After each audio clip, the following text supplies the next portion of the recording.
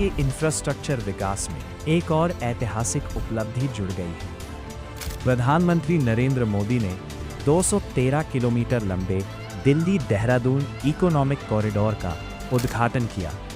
करीब 12,000 करोड़ से अधिक की लागत से तैयार इस 6 लेन एक्सप्रेसवे ने यात्रा को पहले से कहीं अधिक तेज और सुगम बना दिया है।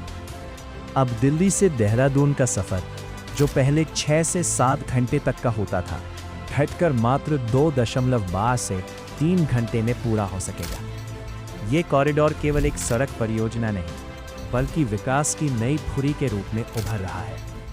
बेहतर कनेक्टिविटी से उत्तराखंड के पर्यटन स्थलों तक पहुंच आसान होगी, जिससे पर्यटन उद्योग को बड़ा बढ़ावा मिलेगा। इसके साथ ही निवेश के नए अवसर खुलेंगे और स्थानीय लोगों के लिए रोजगार के दरवाजे भी खुलेंगे।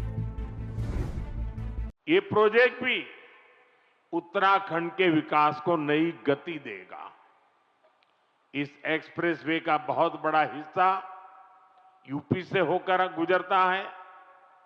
इससे गाजियाबाद, बागपत, बड़ौद, शामली और सहारनपुर जैसे अनेक शहरों को भी बहुत फायदा होगा। टूरिज्म के लिहाज से यह प्रोजेक्ट बहुत अहम है। मैं पूरे देश को इस प्रोजेक्ट की बहुत बहुत बधाई देता हूं।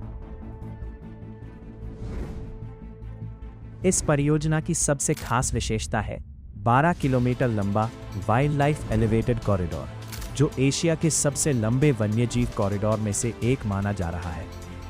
ये कॉरिडोर इस तरह डिजाइन किया गया है कि जंगलों के बीच रहने वाले वन्यजीव सुरक्षित रूप से अपने प्राकृतिक मार्गों पर आवाजाही कर सके, जिससे पर्यावरण संरक्षण और विकास के बीच संतुलन बना रहे।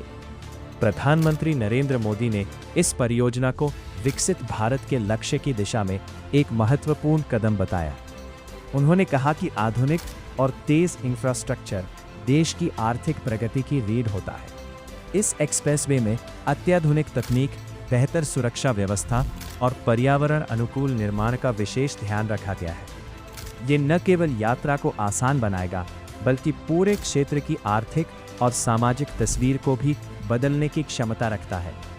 और आज ये कॉरिडोर केवल दिल्ली और देहरादून को नहीं जोड़ता, बल्कि ये विकास, रोजगार और नई संभावनाओं के रास्ते भी खोलता है।